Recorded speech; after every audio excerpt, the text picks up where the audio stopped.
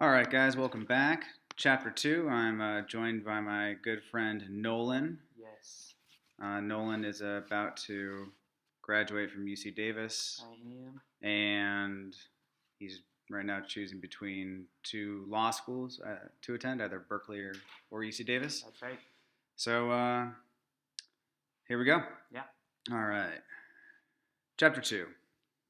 About halfway between West Egg and New York, the motor road hastily joins the railroad and runs beside it for a quarter of a mile, so as to shrink away from a certain desolate area of land. This is the Valley of Ashes, a fantastic farm where ashes grow like wheat into ridges, and hills and grotesque gardens where ashes take the form of the houses and chimneys and rising smoke, and finally, with the transcendent effort of men who move dimly and already crumbling through the powdery air. All right, so we're going to stop real quick and talk about the Valley of Ashes. This is going to be one of the more important metaphors throughout the novel. So I'm just going to kind of make a note over here of we got the Valley of Ashes. And I think in the crash course, the guy talked about this as well, but this is kind of if you think about it, lots of things are wrong in this picture, right? We've got this idea of ashes growing, which doesn't take place. And then comparing it to like wheat and ridges and hills, so it's like this like desolate area in between New York and West Egg, where everything is destroyed. This is kind of like the result of what all of these people are doing. It creates the Valley of Ashes. All right, let's keep going.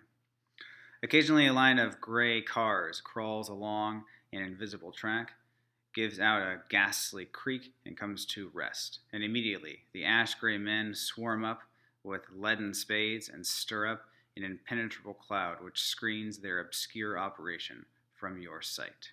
So these are all the people kind of like living in the Valley of Ashes, these people who have definitely not won the game of the American dream. But above the gray land and the spasms of the bleak dust which drift endlessly over it, you perceive after a moment the eyes of Dr. T.J. Eckelberg. The eyes of Dr. T.J. Eckelberg are blue and gigantic. Their retinas are 1 yard high. They look out of no face, but instead from a pair of enormous yellow spectacles which pass over a non-existent nose. Evidently some wild wag of an oculist set them there to fatten his practice in the borough of Queens, and then sank down himself into eternal blindness, or forgot them and moved away. But his eyes, dimmed a little by many paintless days under sun and rain, brood on over the solemn dumping ground. All right, so now we've got this other important metaphor over here, which is the eyes of T.J. Eckelberg. And if we just notice the Eckelberg, we just notice a couple of the details in this description. One important detail is that he's still not in business anymore, right? Which is interesting. And yet he's still there. It's almost like he has left his byproduct, right? He has left his byproduct, his pollution in the area. So it's this idea of like kind of like the capitalistic dream, that the capitalist idea that leaves some people with money and then destroys other people, or like leaves some kind of trash behind. Capitalistic idea that capitalism and business leave trash for people or harm the environment.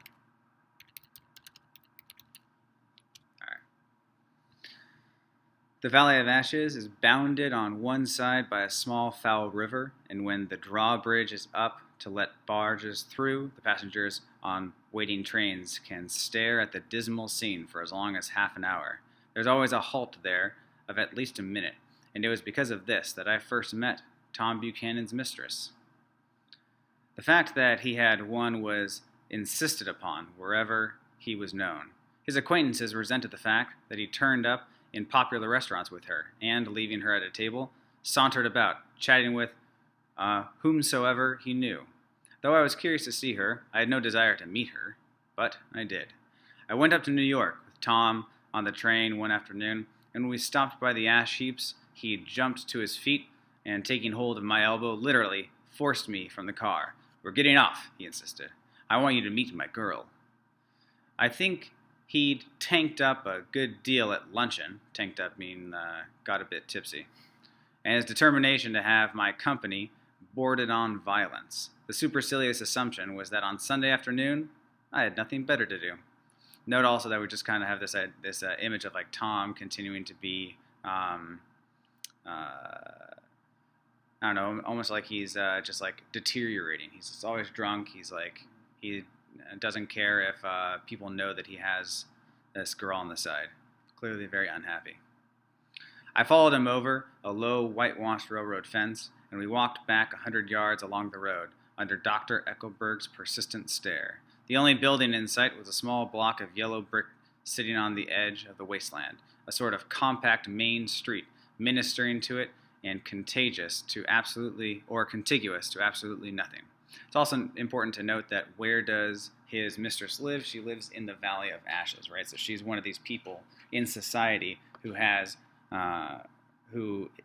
is the byproduct of capitalism and of business and of the American dream. So some people have been successful and then they've left pollution and destruction behind them, and this is where she lives. She's this class of people that have been hurt by the American dream.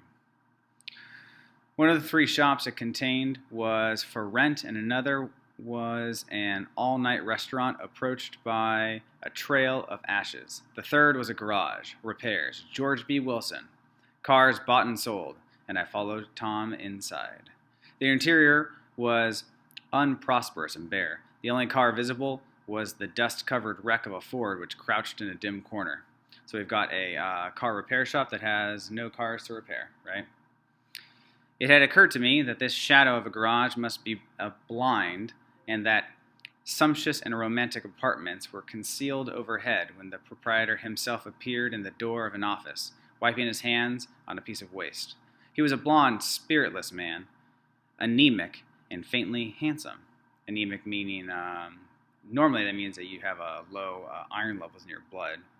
But probably it means that he does not just look kind of like pale, but just like weak in general. And notice that he's like spiritless. When he saw us, a damp gleam of hope sprang into his light blue eyes. "Hello, Wilson, old man," said Tom, slapping him jovially on the shoulder. "How's business?" "I can't complain," answered Wilson, unconvincingly. "When are you going to sell me that car?" "Next week. I've got my man working on it now." "Works pretty slow, don't he?" "No, he doesn't," said Tom coldly. "And if you feel that way about it, maybe I'd better sell it somewhere else after all."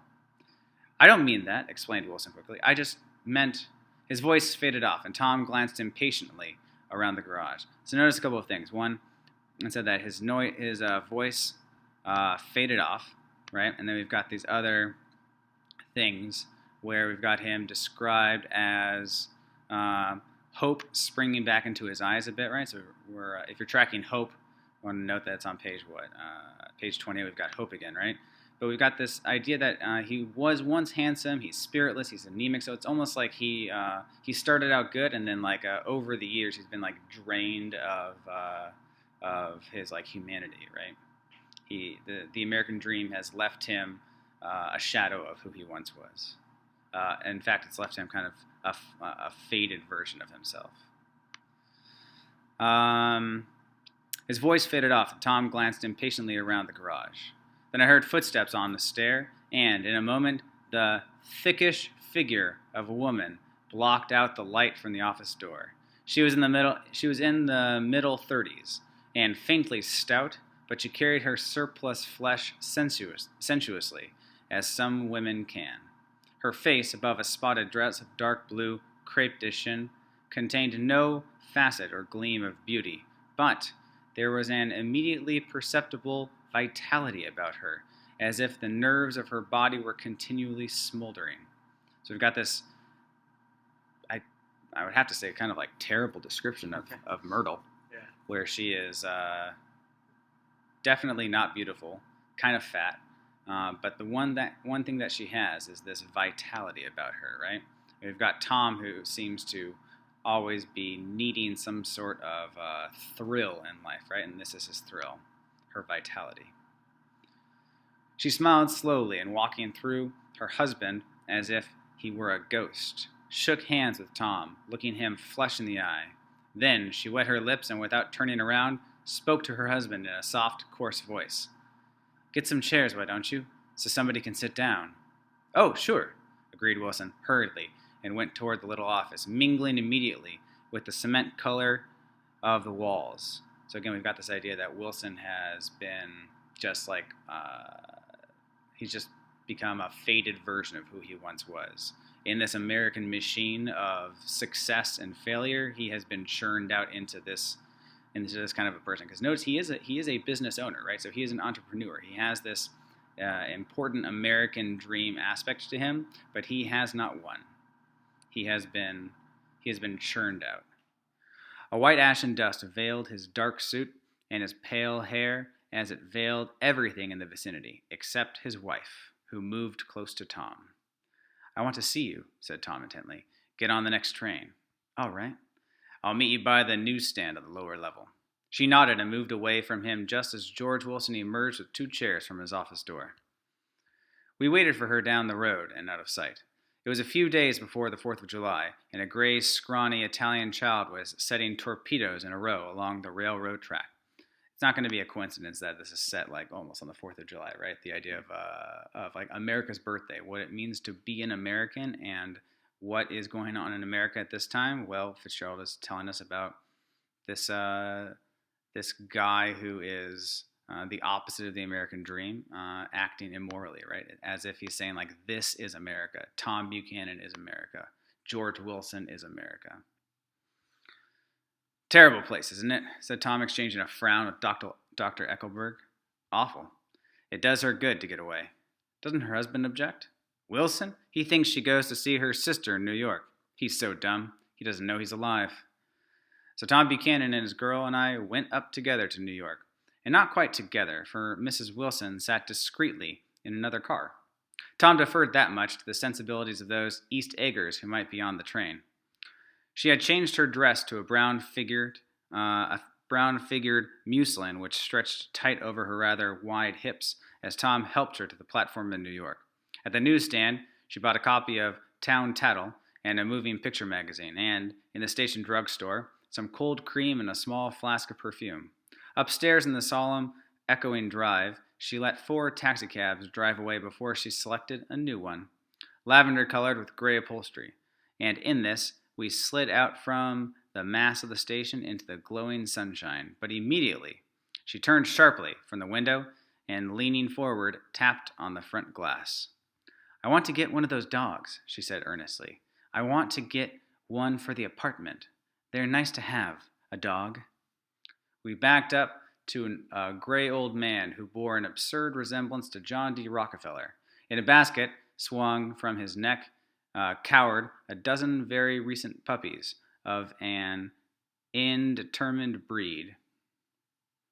One second. I'm going to quit my messages so my text messages stop showing up on my computer.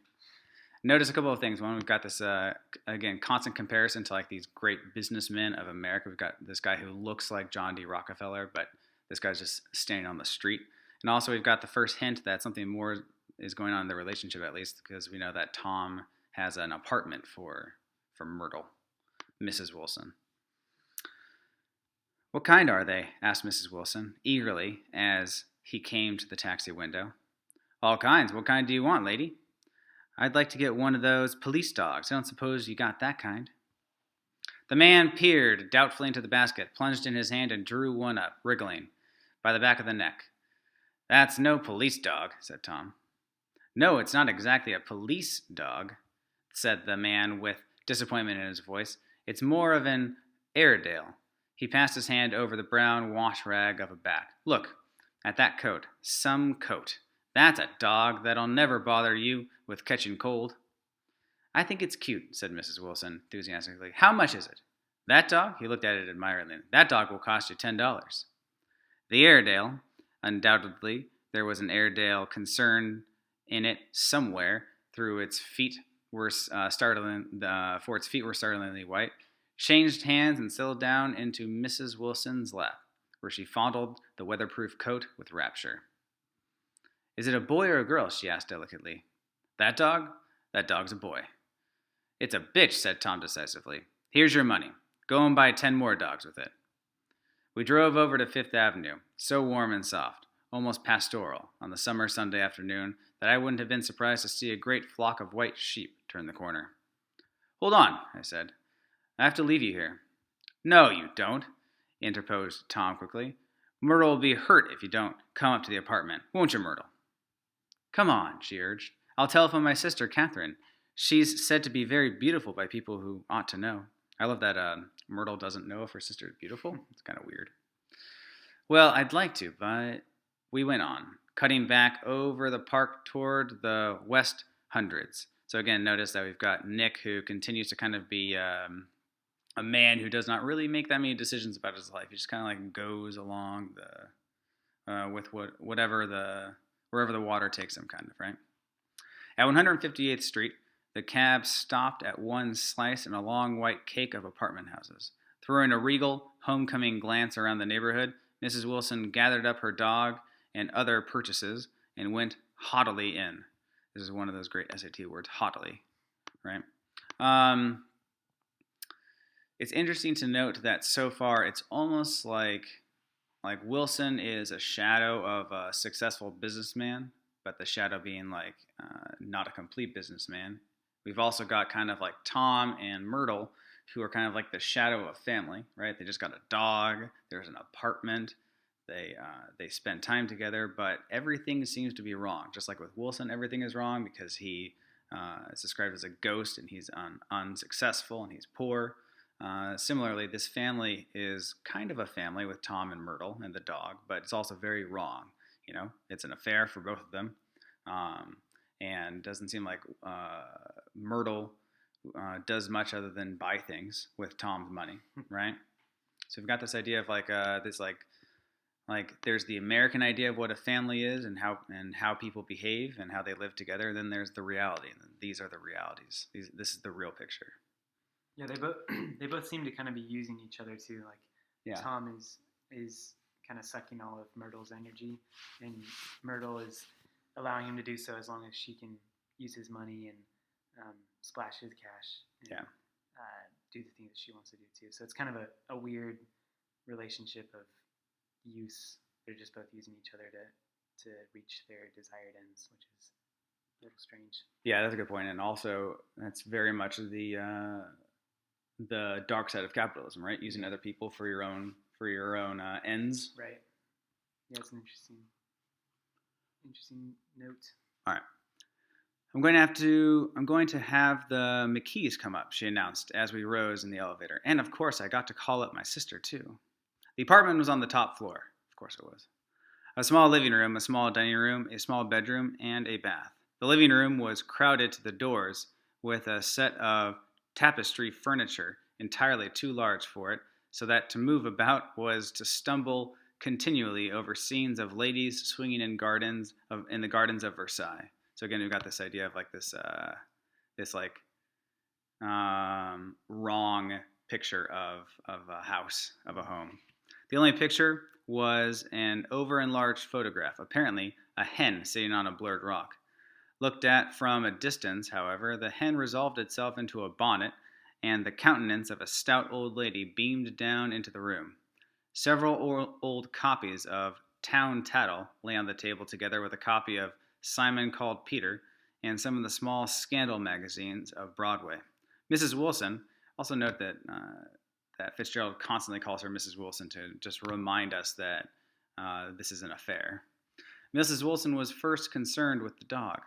A reluctant elevator boy went for a box full of straw and some milk, to which he added on his own initiative a tin of large, hard dog biscuits, one of which decomposed apathetically in the saucer of milk all afternoon. Meanwhile, Tom brought out a bottle of whiskey from a locked bureau door. I have been drunk just twice in my life. Remember, this is Nick Carraway's narrating to us, right? So it's just like he's talking to us. I've been drunk just twice in my life, and the second time was that afternoon, so everything that happened has a dim, hazy cast over it, although until after 8 o'clock the apartment was full of cheerful sun. Sitting on Tom's lap, so it's almost like what did the booze do to him? It just made everything less than real. Sitting on Tom's lap, Mrs. Wilson called up several people on the telephone. Then there were no cigarettes, and I went out to buy some at the drugstore on the corner. When I came back, they had disappeared. So I sat down, discreetly, in the living room, and read a chapter of Simon Called Peter. Either it was terrible stuff, or the whiskey distorted things because it didn't make any sense to me. Just as Tom and Myrtle, after the first drink, Mrs. Wilson and I called each other by our first names, reappeared, company commenced to arrive at the apartment door. The sister, Catherine, was a slender, worldly girl of about 30, with a solid, sticky bob of red hair and a complexion powdered milky white. Her eyebrows had been plucked and then drawn on again at a more rakish angle, but the efforts of nature toward the restoration of the old alignment gave a blurred air to her face. So again, we've got this idea of she had eyebrows, right, and then she plucked them all off just to draw them on again, but that it didn't work, right? So again, we got this idea of the unnatural aspect of what people are doing to themselves. When she moved about, there was an incessant clicking as innumerable pottery bracelets jingled up and down upon her arms. She came in with such a proprietary haste and looked around so possessively at the furniture that I wondered if she lived here. But when I asked her, she laughed immoderately, repeated my question aloud, and told me she lived with a girlfriend at a hotel. Mr. McKee was a pale, feminine man from the flat below.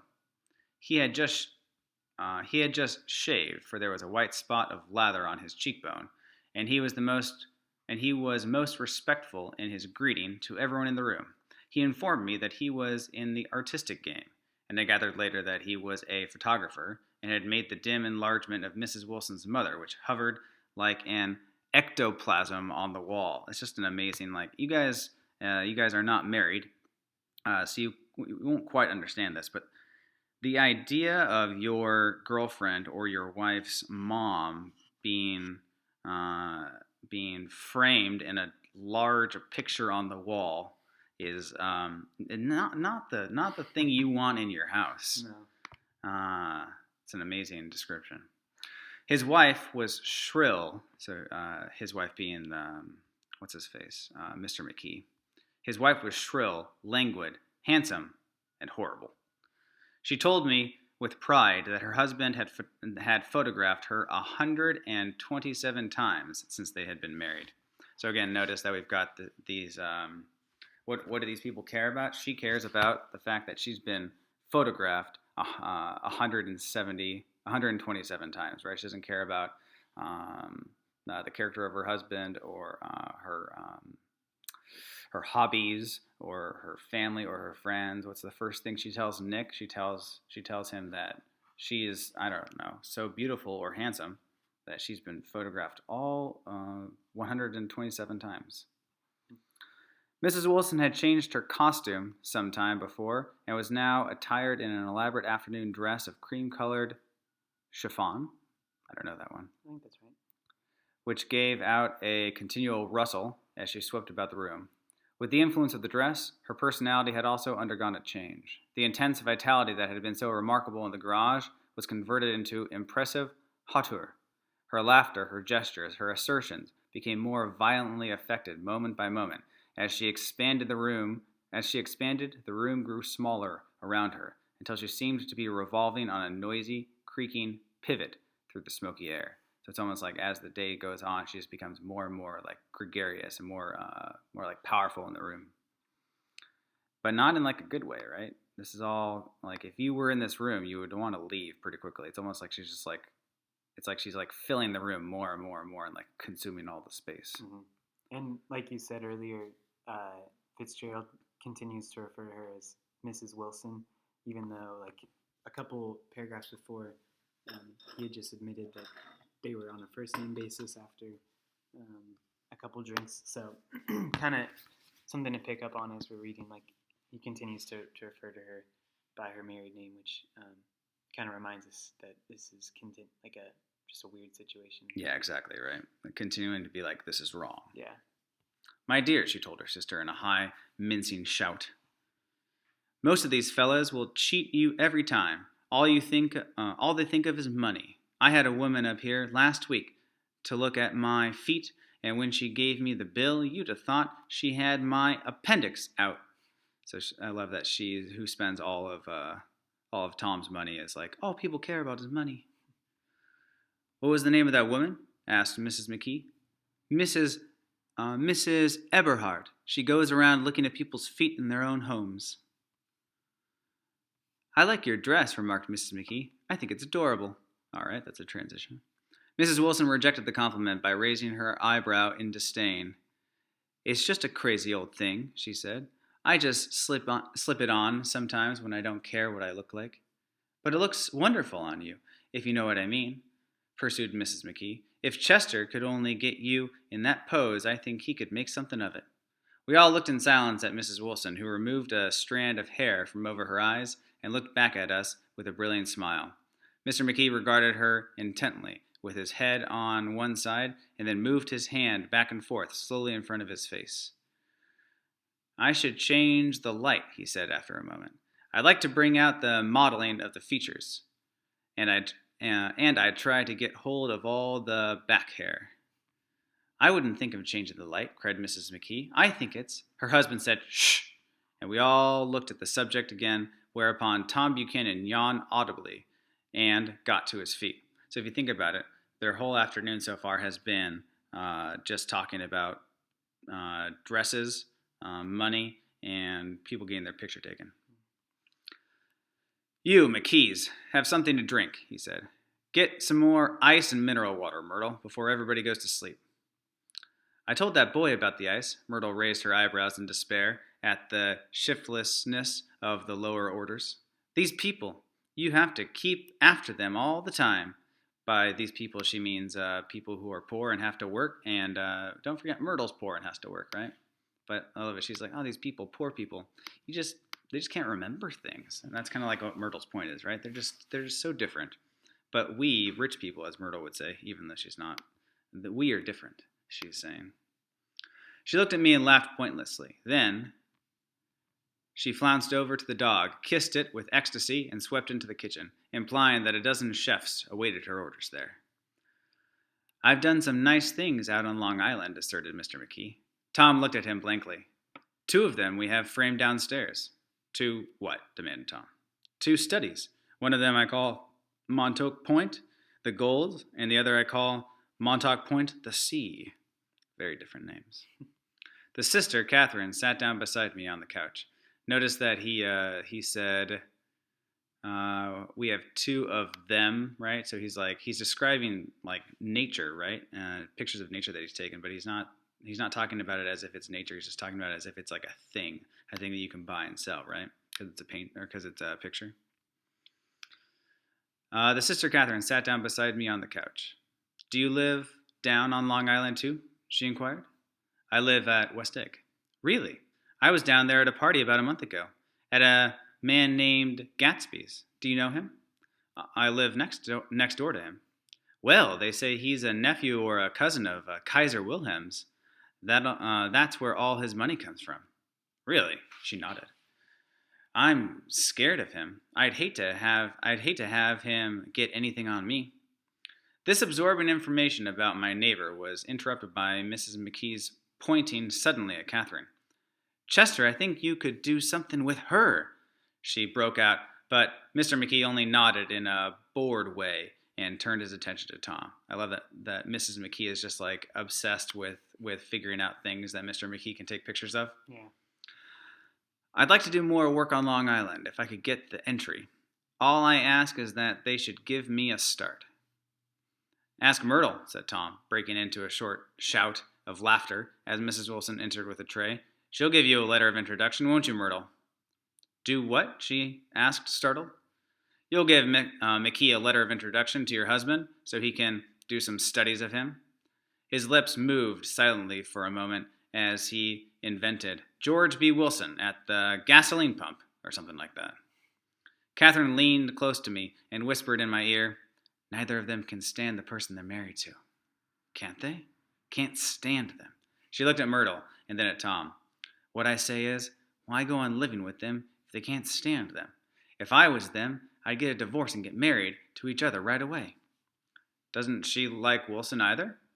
The answer to this was unexpected. It came from Myrtle, who had overheard the question, and it was violent and... How do I turn off my notifications? I don't know. I'm just going to turn... Do not disturb. Yeah, see if that works. Where were we? The answer was unexpected. Ah, yes.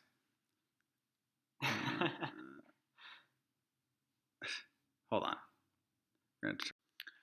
All right, where were we before my text messages kept going in about letter of intent?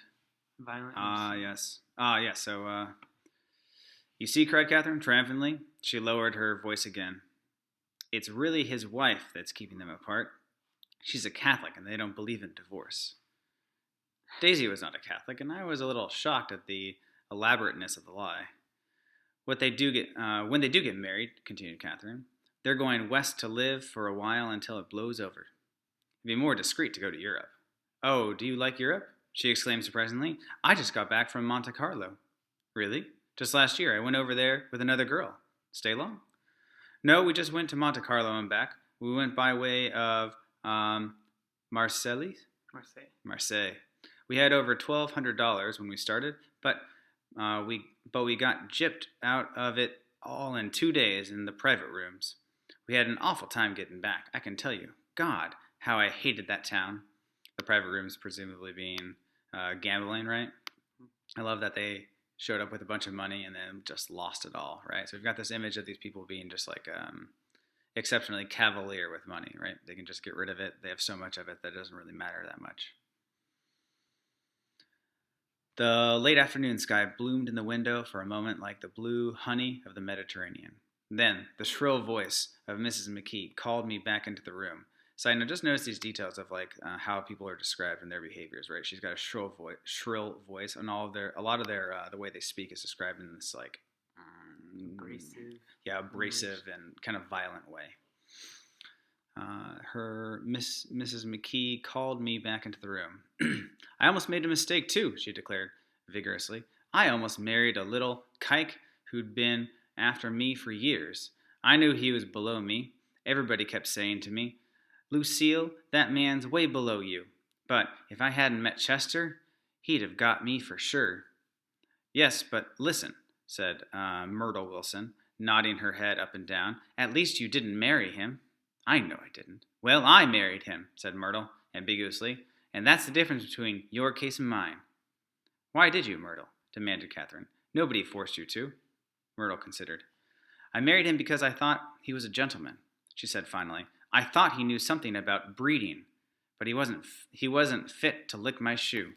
Interesting that she mentions of like why she married him. She was like, "I thought he knew something about breeding, right? I thought he knew how to create good offspring." It's like not how you talk about the person that you normally marry, right? So it's like, again, this idea of everything in this world is wrong. Everything that's supposed to be good, like marriage, is not good in this world. So we've got like Fitzgerald kind of saying like, this is the reality of marriage in America. It's not this beautiful romantic thing that people are talking about. This is actually how the people are, at least kind of the people up above, right? Mm-hmm. Also notice that that Mrs. McKee talks about how she like escaped marrying someone beneath her, right? But Fitzgerald has painted these people to be like disgusting kind of individuals, right?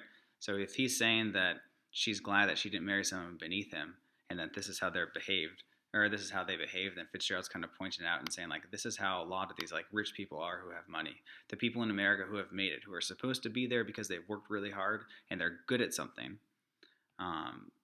they're not up here. Who's up here? Who's at the top? these people who are like simple and kind of stupid and cruel and crass, and that's not supposed to be. That's part of what's wrong. Mm-hmm. I think something also tying into a theme in the first chapter is if you remember Tom's book that he was reading in the first chapter, it was pretty horribly racist, and the term that Mrs. McKee uses to describe the guy that she almost married is a racial slur directed towards Jewish people. I just had to look it up because I didn't know what it means, but like you kind of see this theme of the people that are, that are being frivolous with money, that are in this like horrible situation. That are like in power, right? Yeah, that are in power, are also have these like horrible biases that we look at today, and are like, oh, racism is bad, and we shouldn't endorse those views. But they were clearly endorsed by these people, so it's just another reason to kind of like another like thing that's wrong, right? Yeah, exactly. Right, these people in power in this social order that's supposed to be one where everyone is equal are clearly giving us examples of how they don't think everybody is equal. Right. I married him because I thought he knew something about breeding, but he wasn't fit to lick my shoe. You were crazy about him for a while, said Catherine. Crazy about him, cried Myrtle incredulously. Who said I was crazy about him? I never was any more crazy about him than I was about that man there. She pointed suddenly at me, and everyone looked at me accusingly. I tried to show by my expression that I had played no part in her past. The only crazy I was when I married him. I knew right away I made a mistake. He borrowed somebody's best suit to get married in, and never told me about it, and the man came after it one day when he was out. She looked around to see who was listening. Oh, is that your suit? I said. This is the first I ever heard about it, but I gave it to him, and then I lay down and cried to beat the band all afternoon. So again, we've got this idea that Myrtle's husband was so poor in America that he had to borrow somebody else's suit to get married, right? So it's like, again, the American dream has not worked out for him. She really ought to get away from him, resumed Catherine to me. They've been living over that garage for 11 years, and Tom's the first sweetie she ever had. The bottle of whiskey, a second one, was now in constant demand by all present, except Catherine, who felt just as good on nothing at all. Tom rang for the janitor and sent him for some celebrated sandwiches, which were a complete supper in themselves. I wanted to get out and walk eastward toward the park through the soft twilight, but each time I tried to go, I became entangled in some wild, strident argument which pulled me back, as if with ropes, into my chair. Yet high over the city, our line of yellow windows. Also, notice yellow keeps coming up over and over again, and we'll continue to when we get to Gatsby's card a little bit. Yet high over our city line of yellow windows must have contributed their share of human secrecy to the casual watcher in the darkening streets. And I was him too, looking up and wondering. I was within and without, simultaneously enchanted and repelled by the inexhaustible variety of life. So we've got Nick just kind of like being his watching self. He's just kind of like observing life and observing people. Myrtle pulled her chair close to mine, and suddenly her warm breath poured over me the story of her first meeting with Tom. It was on the two little seats facing each other that are always the last ones left on the train. I was going up to New York to see my sister and spend the night. He had on a dress suit and patent leather shoes, and I couldn't keep my eyes off him, but every time he looked at me, I had to pretend to be looking at the advertisement over his head. Notice that she's attracted to his clothes, right? His things. That's what she wanted, is his things. When we came into the station, he was next to me, in his white shirt front pressed against my arm, and so I told him I'd have to call a policeman, but he knew I lied. I was so excited that when I got into a taxi with him, I didn't hardly know I was getting into a subway train. All I kept thinking about over and over was, you can't live forever. You can't live forever. He turned to Mrs. McKee, and the room rang full of her artificial laughter. Again, like a person who's like not real or not a whole person. My dear, she cried, I'm going to give you this dress as soon as I'm through with it. I've got to get another one tomorrow. I'm going to make a list of all the things I've got to get. A massage, and a wave, and a collar for the dog, and one of those cute little ashtrays where you touch a spring, and a wreath with a black silk bow for Mother's grave that'll last all summer. I got to write down the list so I won't forget all the things I got to do. And by got to do, she means all the things she has to buy, right? Because all she wants are things. the extrinsic, the things that will make her feel wealthy because it'll make her look rich, as opposed to things that are intrinsically valuable to her. It was 9 o'clock. Almost immediately afterward, I looked at my watch and found it was 10. Mr. McKee was asleep on a chair with his fists clenched in his lap, like a photograph of a man of action. Taking out my handkerchief, I wiped from his cheek the remains of the spot of dried lather that had worried me all afternoon. The little dog was sitting on the table, looking with blind eyes through the smoke, and from time to time groaning faintly. People disappeared, reappeared, made plans to go somewhere, and then lost each other, searched for each other, found each other over a few feet away. Sometime toward midnight, Tom Buchanan and Mrs. Wilson stood face to face, discussing in impassioned voices whether Mrs. Wilson had any right to mention Daisy's name. "Daisy, Daisy, Daisy," shouted Mrs. Wilson. "I'll say it whenever I want to. Daisy, Daisy." Making a short, deft movement, Tom Buchanan broke her nose with his open hand. Then there were bloody towels upon the bathroom floor, and women's voices scolding, and high over the confusion a long, broken wail of pain. Mr. McKee awoke from his doze and started in a daze toward the door. When he had gone halfway, he turned around and stared at the scene, his wife and Catherine scolding and consoling, as they stumbled here and there among the crowded furniture with articles of aid, and the despairing figure on the couch bleeding fluently and trying to spread a copy of Town Tattle over the tapestry scenes of the Versailles. Then Mr. McKee turned and continued on out the door, taking my hat from the chandelier. I followed. "Come to lunch someday," he suggested, as we groaned down the elevator. So, broken nose, blood everywhere. McKee is out, and he's just leaving his wife there. And then Nick's at least now I get to leave. And again, remember, these are supposed to be the people in America who work hard and are skilled and are driven. And instead, what are they? They're just sitting around all day, right? In fact, they're so not driven to succeed and do work that it's actually described as they're just appearing and disappearing, right? It's up here. They're appearing and disappearing. There's nothing is set. There are no plans to do something useful. "Come to lunch someday," he suggested, as we groaned down in the elevator. "Where?" "Anywhere." "Keep your hands off the lever," snapped the elevator boy. "I beg your pardon," said Mr. McKee with dignity. "I didn't know I was touching it." "All right," I agreed. "I'll be glad to." I was standing beside his bed, and he was sitting up between the sheets, clad in his underwear, with a great portfolio in his hands. Beauty and the Beast, Loneliness, Old Grocery, Horse, Brook and Bridge. Then I was lying half asleep in the cold lower level of the Pennsylvania station, staring at the morning Tribune and waiting for the 4 o'clock train. So we've got Nick just finishing his drunken evening into the morning, right? I was standing beside his bed, and he was sitting up between the sheets, clad in his underwear with a great portfolio in his hands. Oh, so McKee wanted to show him his pictures, right? So he's "Come back to my house. I'll show you my pictures." Interesting. All right, chapter 2, done.